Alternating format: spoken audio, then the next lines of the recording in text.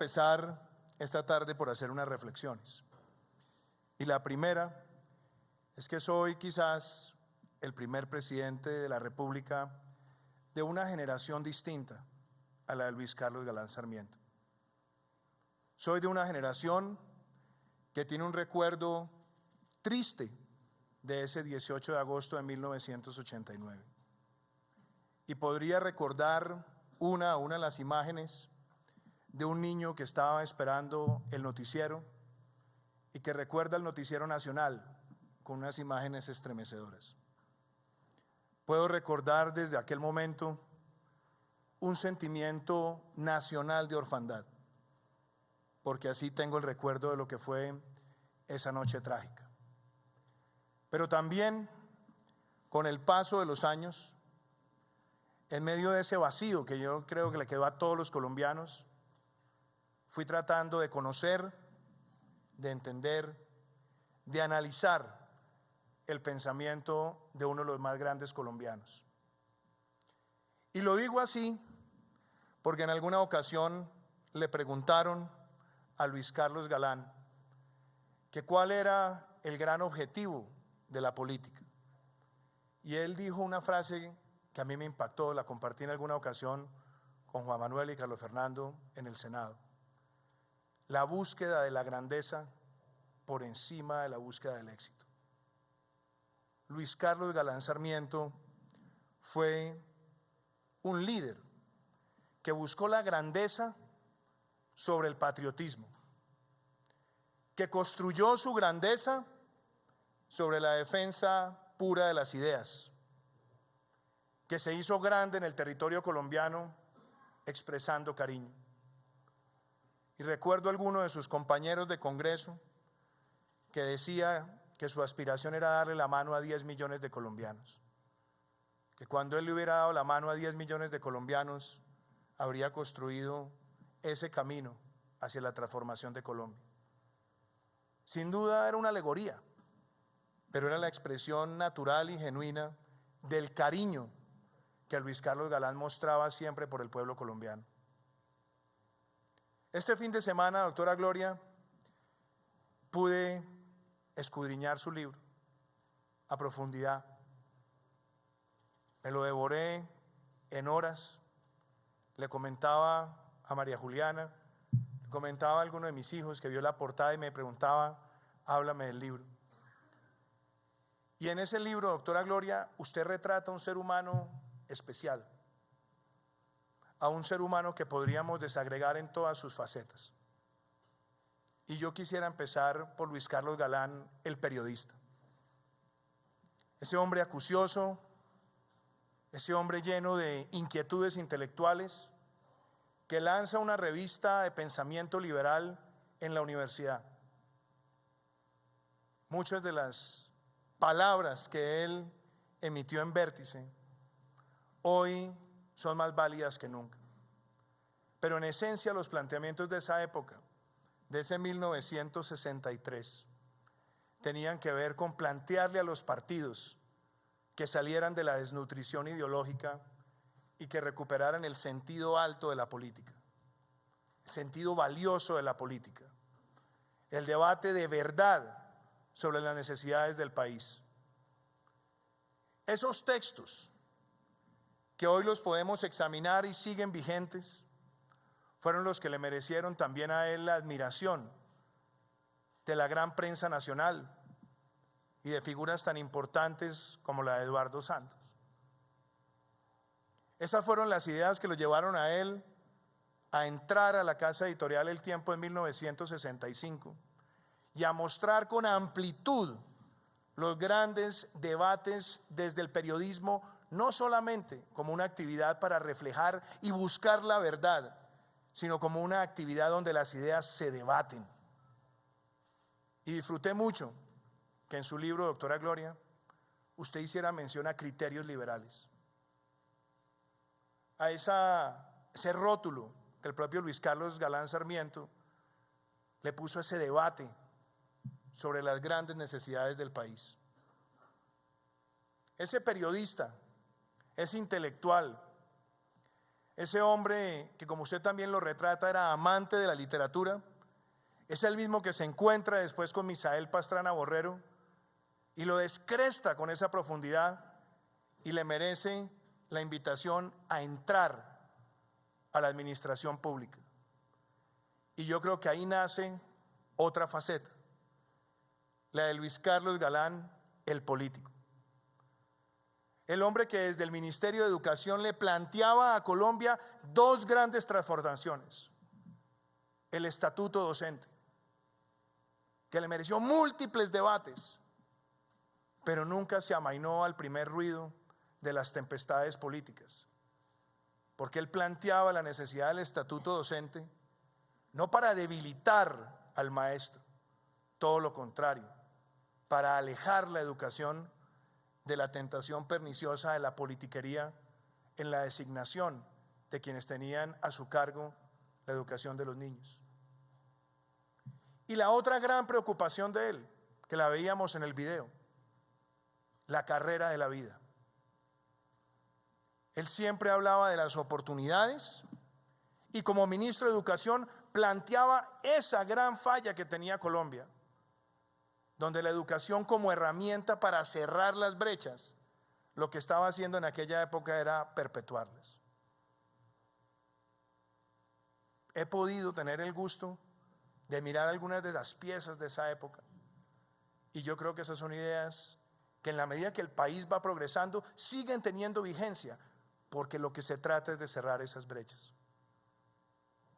De ahí viene Luis Carlos Galán, embajador, el hombre que va a Europa, que llega a la FAO, que empieza también a involucrarse en los debates sobre la alimentación, la producción agrícola, la productividad, y que deja cimentado en él un liderazgo para construir en su regreso a Colombia.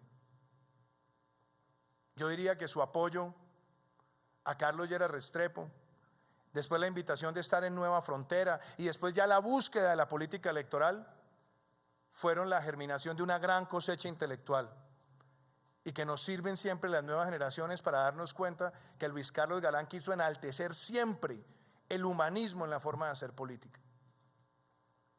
Por eso, cuando uno escucha las historias de su llegada de Galán el político, de su llegada a Oiva, y después de esa aspiración que hoy pareciera natural por su talento, pero que era un gran desafío, y lo hablamos muchas veces con Juan Lozano, esa aspiración al Senado en 1978 era realmente una proeza para un candidato joven y lleno de arrestos.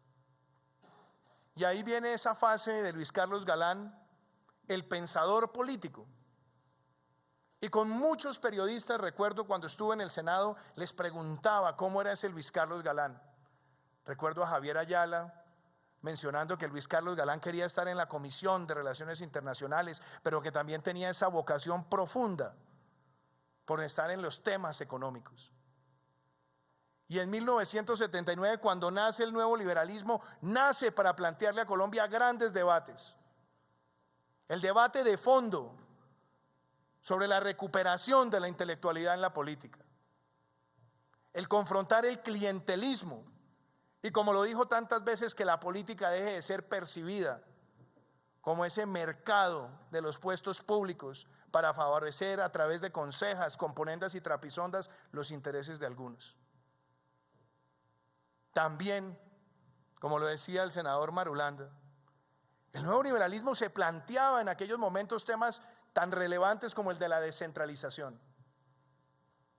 que el centro de poder no estuviera concentrado solamente en Bogotá, sino que se llegara a las regiones, que se empoderara a las regiones, y de ahí también el respaldo que le dio el nuevo liberalismo en su momento a la elección popular de alcaldes.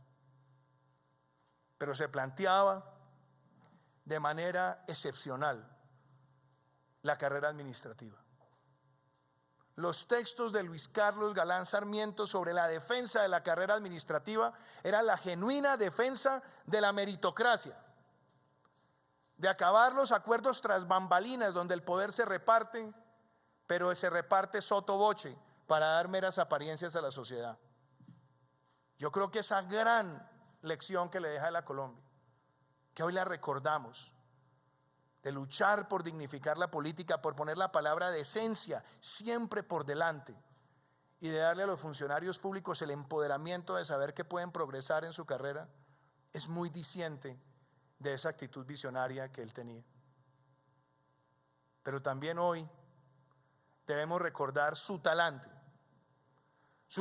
y su valentía para enfrentar y denunciar el narcotráfico, para enfrentar y denunciar el contubernio entre la clase política y los dineros oscuros. Ese legado sigue más vigente que nunca, porque hoy quisiéramos una nueva generación no tener que referirnos a esos problemas y creer además que lo hubiéramos superado, pero tristemente siguen esas amenazas vigentes. Y también sirve como inspiración ese valor confrontacional de Luis Carlos Galán, de llamar las cosas por su nombre y de hacer todo lo posible para que esa denuncia aguda sirva para generar una conciencia colectiva. Razón tenía él cuando decía que la democracia se cimienta en la acción colectiva. Esos mensajes hoy siguen vigentes. Y puedo también destacar que Luis Carlos Galán, después de su último regreso a Colombia, y digo último regreso porque siempre estaba buscando ideas, y ese paso junto a Malcolm Dees en el Reino Unido sirvió también para plantearle a Colombia que tuviéramos una economía más diversificada, pero que mantuviéramos vivo la idea de proteger lo nuestro, la industria nacional, pero no el proteccionismo a ultranza, sino la idea de promover en los colombianos la capacidad de llegar más lejos y volar alto. Todos esos recuerdos los tenemos todos en nuestra memoria hoy. Ese era Luis Carlos Galán Sarmiento, el pensador político, pero también el orador, el hombre con una voz estruendosa, formada con intelectualidad, que miraba con inspiración a un país, el hombre que hoy todos tenemos presente porque sus ideas son inmortales. Son 30 años sin él, pero son 30 años con su pensamiento y serán muchísimos más, porque sus ideas, como lo dijo siempre, eran producto de una especie de labranza continua. Y hoy puedo decirle a toda su familia que Galán en efecto les pertenece en el afecto, en sus ideas, pero que Luis Carlos Galán también, gracias a la generosidad amplia de la familia, es patrimonio de todos los colombianos. Nunca tuve la ocasión de conocer al ser humano, pero he podido tratar de conocerlo a través de mis conversaciones con muchos miembros de la familia. Con Juan Manuel y con Carlos Fernando las teníamos en el Congreso. Juan Manuel publicó el libro rojo de Galán, fue su tesis en Francia. Compartimos muchas conversaciones al respecto. Ahora con su libro, Doctora Gloria, conocemos a un ser humano amante del cine. Me encantó ese recuento suyo de Sorba el Griego, de la película de Amadeus de Milos Forman, de su amor además por la poesía y la literatura, de cuando ustedes compartían ese gusto por la literatura antes de casarse y después manteniendo también los debates continuos sobre la problemática del país. Debo resaltar una faceta que también a mí me sirve de inspiración, y es ese amor de Luis Carlos Galán por el deporte nacional. ¿Cómo estaría de contento de ver los triunfos de nuestros ciclistas? Usted contaba cómo él disfrutaba viendo las carreras, las glorias de Lucho Herrera, de Fabio Parra, de Cochise. Hoy de verdad todos los colombianos tenemos mucho que aprender de Luis Carlos Galán y tenemos que procurar que todos los niños de Colombia conozcan la inmensidad de un líder. Luis Carlos Galán no tiene hoy ningún ribete ideológico, ningún ribete partidista. Su pensamiento está vivo para todos y todos deberíamos tener esa inquietud por conocerlo más. Me gustó mucho ver un cómic que fue publicado recientemente, o lo que llamarían una novela gráfica para ser más concreto. La pude ver en una librería el fin de semana, me la llevé y algunas páginas las pude compartir con mi hijo Matías. Todos los mecanismos que se puedan utilizar para dar a conocer su ideario son bienvenidos. Hoy puedo decirles a ustedes que como presidente tengo una gran inspiración en muchas de las ideas de Luis Carlos Galán. Pero sobre todo, y usted lo decía muy bien, doctora Gloria, mirar adelante. Colombia tiene siempre que mirar adelante. Y esa frase categórica de él, con la que finalizaba muchos de sus discursos: ni un paso atrás, siempre adelante, y lo que fuere menester sea, es lo que todos los colombianos debemos llevar todos los días para pensar con el tricolor nacional y superar las divisiones de la pequeña política y de la coyuntura. Los hombres grandes no están en las pequeñas cosas. Los romanos decían de minimis non cura praetor. El pretor no se ocupa de las cosas pequeñas.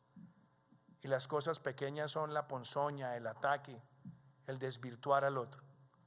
Luis Carlos Galán se sitúa en la política siempre por encima de esa pequeña política, y eso lo hizo un ser humano pensando en la grandeza antes que en el éxito.